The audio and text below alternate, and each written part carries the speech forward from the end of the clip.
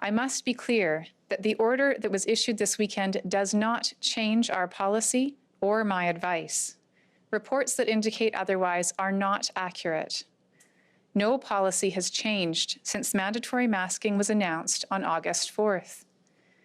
As a part of a number of new school safety measures to combat COVID-19, mask use for grade 4 to 12 students and all school staff is now mandatory. This applies to staff and teachers in all settings outside seated classroom instruction where physical distancing of 2 meters cannot be maintained. Students will be required to wear masks in all shared and common areas, including hallways and on school buses. I also want to clarify the order as it relates to physical distancing between students inside the classroom. Physical distancing of 2 meter spacing whenever possible is a useful public health measure to help prevent the spread of disease. Increasing the space between persons decreases the risk of transmission. In schools, with respect to implementing the masking policy, we recognize that there could be impacts on communication and learning, and so in our policy announced in early August and in our school guidance online, we have always stated that masking is not required when the following is met.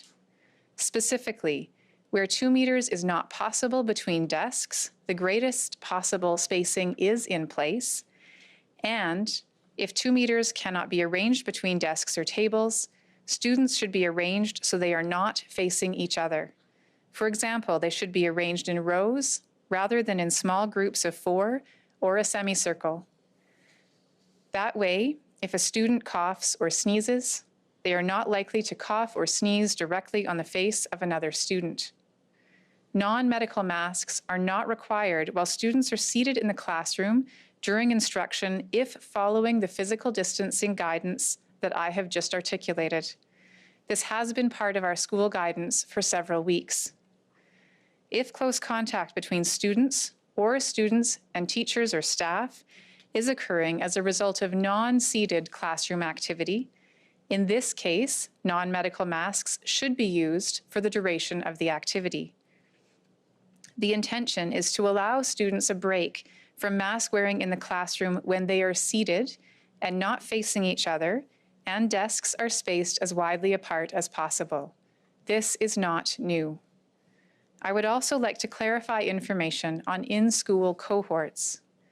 The intention of in-school cohorts in our guidance is to minimize the number of people who would be exposed should an infectious case be identified at a school.